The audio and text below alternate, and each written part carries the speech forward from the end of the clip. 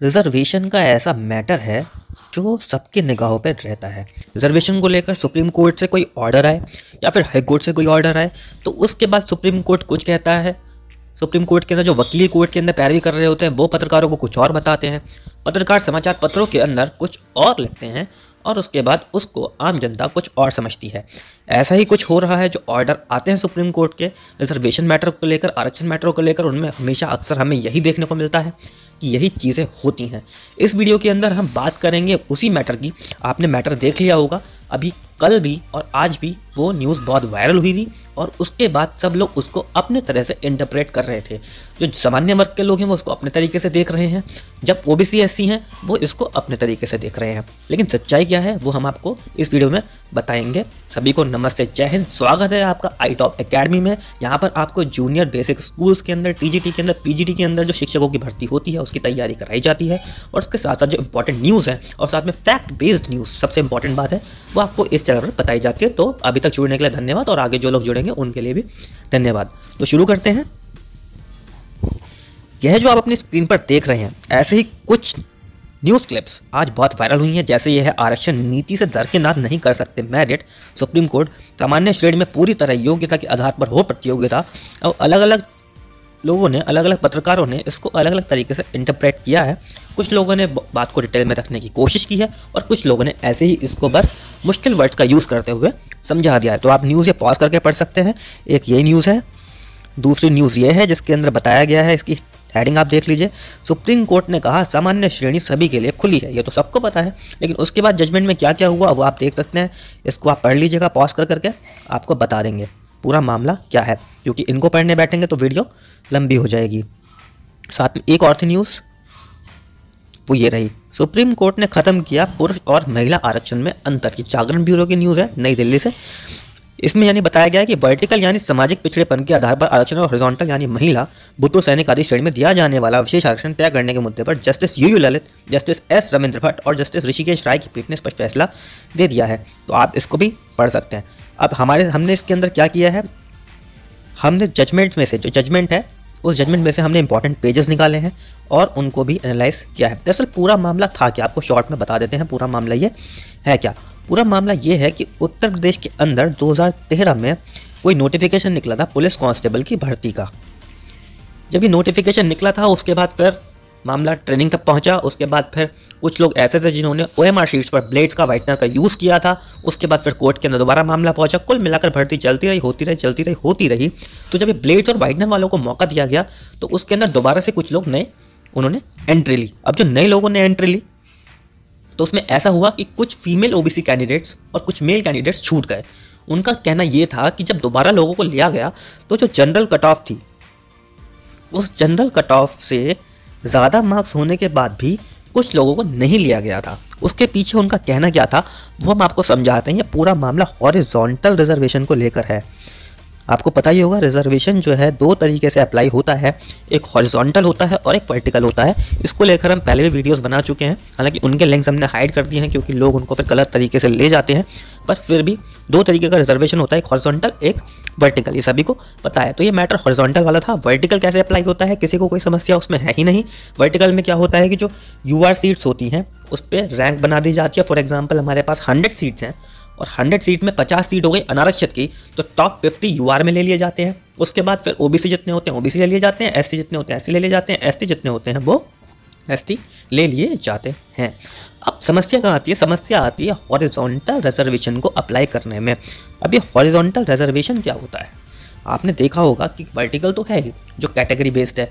OBC जो पिछड़े माने जाते हैं सामाजिक और शैक्षिक रूप से, जो SC हैं वो पिछड़े माने जाते हैं। इसी तरीके से जो कुछ लोग ऐसे हैं जिनको सरकार यह मानती है कि वो उनको स्पेशल प्रोविज़न दिया जाना चाहिए। उसमें जैसे वो अलग अलग रखते हैं, उसमें वो फीमेल्स को रख रहते हैं। कुछ ऐसी जॉब्स होती हैं जहाँ पे फीमेल्स ही चाहिए होती है, तो वहाँ पे हॉरिजॉन्टल रिजर्वेशन यानी क्षैतिज आरक्षण का फंडा एप्लीकेबल होता है। साथ में जो फ्रीडम फाइटर डिपेंडेंट्स है, ऐसे लोग जिन्होंने स्वतंत्रता की लड़ाई लड़ी है, जो उनके ऊपर निर्भर लोग हैं, उनको भी आरक्षण दिया जाता है। इसी तरीके से जो दृष्टि बाधित हैं, श्रवण बाधित हैं, जो सुन नहीं सकते हैं, देख नहीं सकते हैं, चल नहीं सकते हैं, उनको दिया जाता है। इसी तरीके से एक्स सर्विसमैन जो होते हैं उनको भी दिया जाता है। तो इसके लिए अलग अलग परसेंटेज निर्धारित है, उस पर हम नहीं जाना चाहेंगे। अब मैटर हुआ क्या है, इस एग्जाम्पल को ले लेते हैं। इस एग्जाम्पल में बताया गया कि कोई हमारे पास रिक्रूटमेंट प्रोसेस है जहाँ पर 100 सीट्स हैं, उन 100 सीट्स में ओपन 50 हैं। लेट्स से मान लेते हैं कि शेड्यूल कास्ट का रिजर्वेशन 20 है, एसटी का 10 है और ओबीसी का 20 है। इसको ध्यान से समझिएगा, थोड़ा स्लो चलेंगे। तो मान लेते हैं कि ये हमारे पास बाइफर्केशन दिया हुआ है, ऐसा है नहीं, मान लेते हैं। अब इसमें हॉरिजॉन्टल रिजर्वेशन की बात यदि करते हैं तो हॉरिजॉन्टल रिजर्वेशन कैसा होता है, वो कंपार्टमेंटलाइज्ड होता है। वो ऐसा नहीं है कि मान लीजिए 20% हॉरिजॉन्टल रिजर्वेशन वुमेन का है या 30% है, इस वाले केस में 30 ले लेते हैं कि 30% वुमेन का रिजर्वेशन है तो ये ओवरऑल दे दिया जाएगा, ऐसा नहीं होता। हॉरिजॉन्टल का मतलब होता है कंपार्टमेंटलाइज दिया जाता है। ये 30% जनरल की सीट पर दिया जाएगा, 30% एससी की सीट पर, 30% एसटी की सीट पर, 30% ओबीसी की सीट पर, इस तरीके से ये दिया जाता है। तो उसमें अगर देखा जाए 30% यदि हम लगाते हैं तो जनरल के लिए 15 सीट निकल के आती हैं, एससी के लिए 6 निकल के आती हैं, एसटी के लिए 3 निकल के आती हैं और ओबीसी के लिए 6 निकल के आती हैं। अब हॉरिजॉन्टल काम कैसे करता है, जैसे हमारे पास जनरल की 50 सीट है, अब हमने टॉप टू बॉटम मेरिट में डिसेंडिंग ऑर्डर में यानी घटते हुए क्रम में जिनकी रैंक थी उनको लगाना शुरू किया, यानी पहले रैंक फर्स्ट, फिर रैंक सेकंड, फिर रैंक थर्ड, ऐसे हमने लगाना शुरू किया। तो अब हमने टोटल 50 कैंडिडेट्स ऊपर से देख लिए, टोटल 50 कैंडिडेट्स हमने ले लिया। अब हॉरिजॉन्टल अप्लाई कैसे होता है, जब 50 हम लेंगे तो उसमें कुछ मेल्स आए होंगे, कुछ पुरुष आए होंगे और साथ में कुछ फीमेल्स आई होंगी। ऐसा तो नहीं है कि 50-50 मेल्स भी आ गए होंगे, यदि ऐसा भी होता है तो भी देखते हैं। तो इस वाले एग्जांपल पे हम मान लेते हैं लेट से कि हमने जब 50 लोगों की सीट यानी जो ओपन सीट्स थी उनको जब भरना शुरू किया मेरिट से, तो उसमें 11 जो वुमेन है वो अपने आप ही 50 में आ गए। मतलब जो टॉप 50 हमने लिए उसमें 11 अपने आप आ गए। इसी तरीके से शेड्यूल कास्ट की हमने भरनी शुरू की, 20 थी, जब उन्हें भरना शुरू किया तो उसमें 7 वुमेन अपने आप आ गई। इसी तरीके से हमने भरना शुरू किया शेड्यूल ट्राइब को, तो उसमें 3 जो है अपने आप आ गई विमेंस, यानी विमेंस कह रहे हैं विमेन या फिर फीमेल्स, और साथ में जो ओबीसी हैं 20, उसके अंदर 9 अपने आप आ गए। ठीक है, ये संख्या उनकी है जो अपने आप अपनी ही मेरिट से हॉरिजॉन्टल रिजर्वेशन वाले रूल को यदि फिलहाल छोड़ दें तो आ गए, ये अपने आप आ गए थे लिस्ट के अंदर।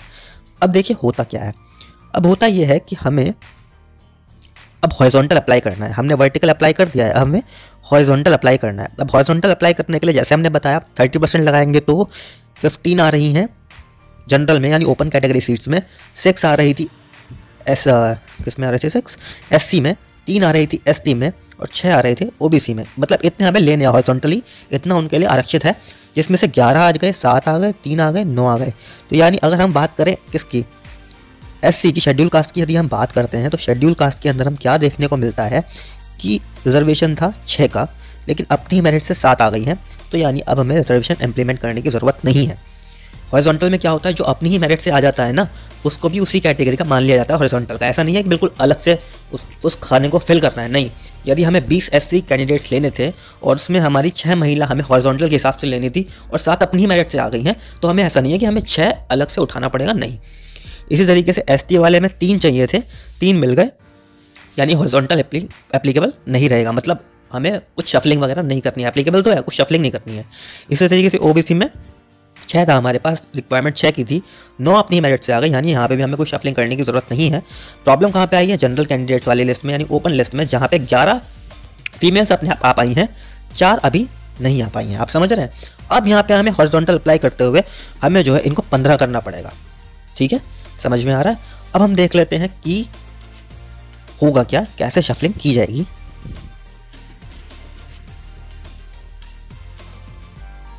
उसके लिए इसी के अंदर एक इलस्ट्रेशन था, ये रहा।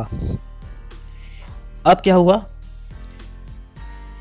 कि यहाँ पर हमने जैसे बताया था कि केवल 11 कैंडिडेट्स फीमेल्स आ पाई 50 में से, अपने आप हमें 4 और मेकअप करनी है।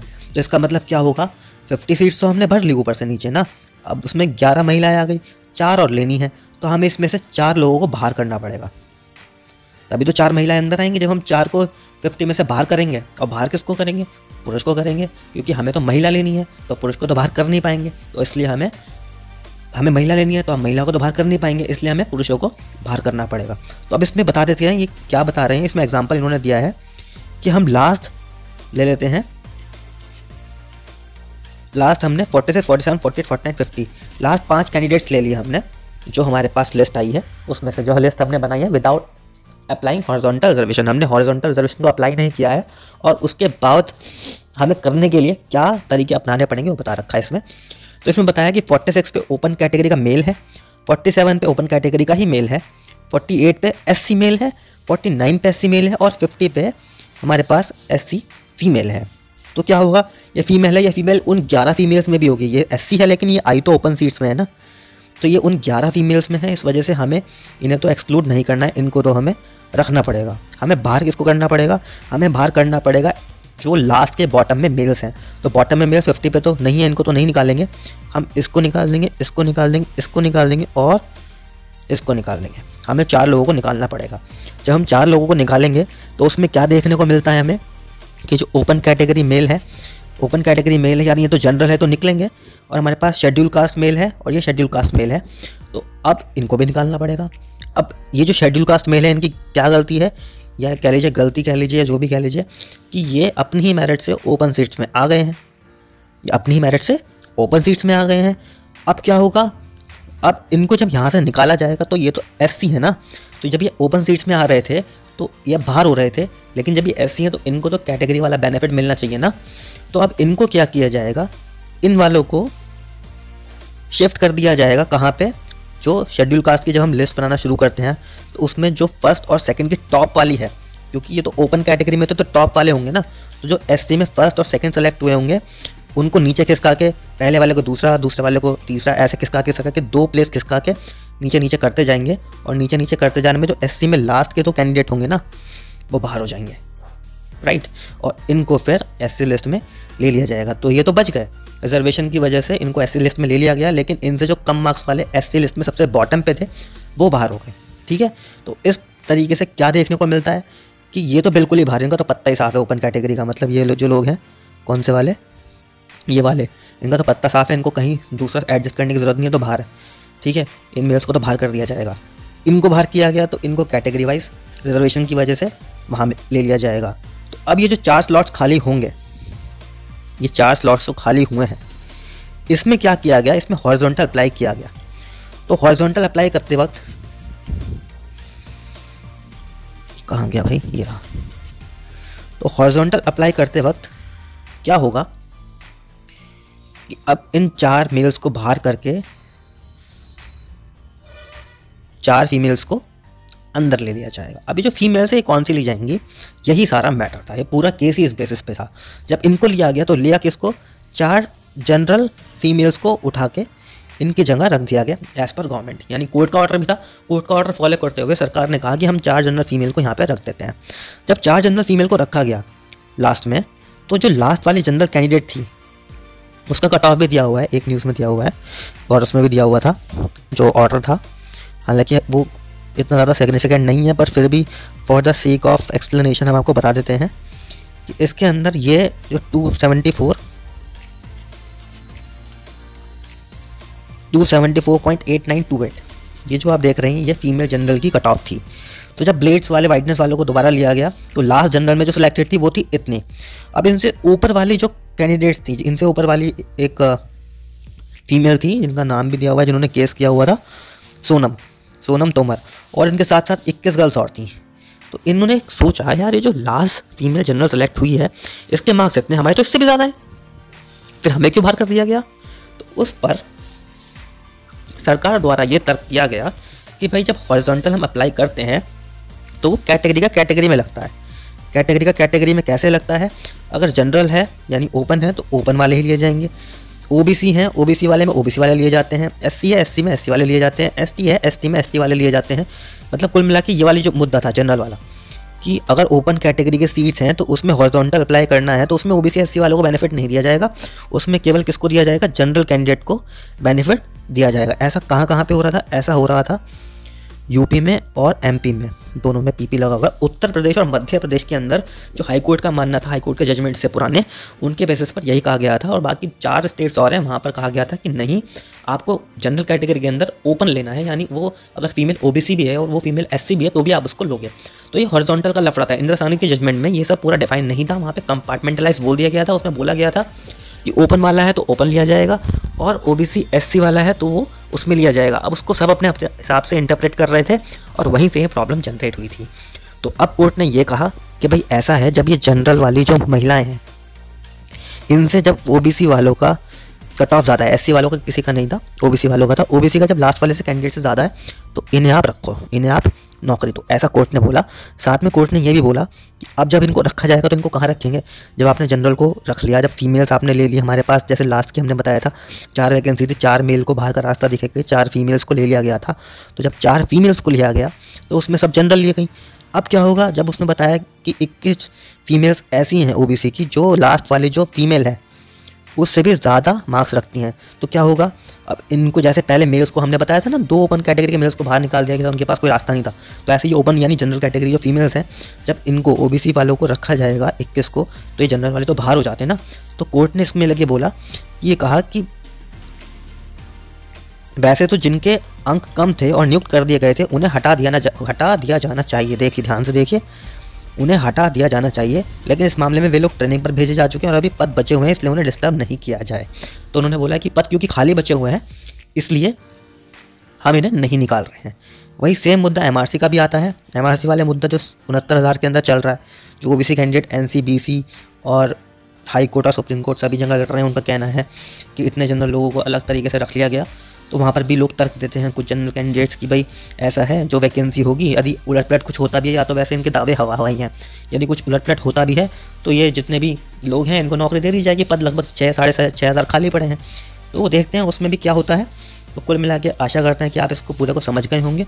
दोबारा इसको समरी बताने में कोई फ़ायदा नहीं है, इसको अगर आपको नहीं समझ में आ रहा है तो दोबारा इस वीडियो को देख लीजिएगा, क्योंकि ऑलरेडी ये वीडियो लगभग 18-19 मिनट की हो गई है, पर समझाने के लिए इतना तो करना पड़ता है। धन्यवाद। वीडियो देखने के लिए धन्यवाद।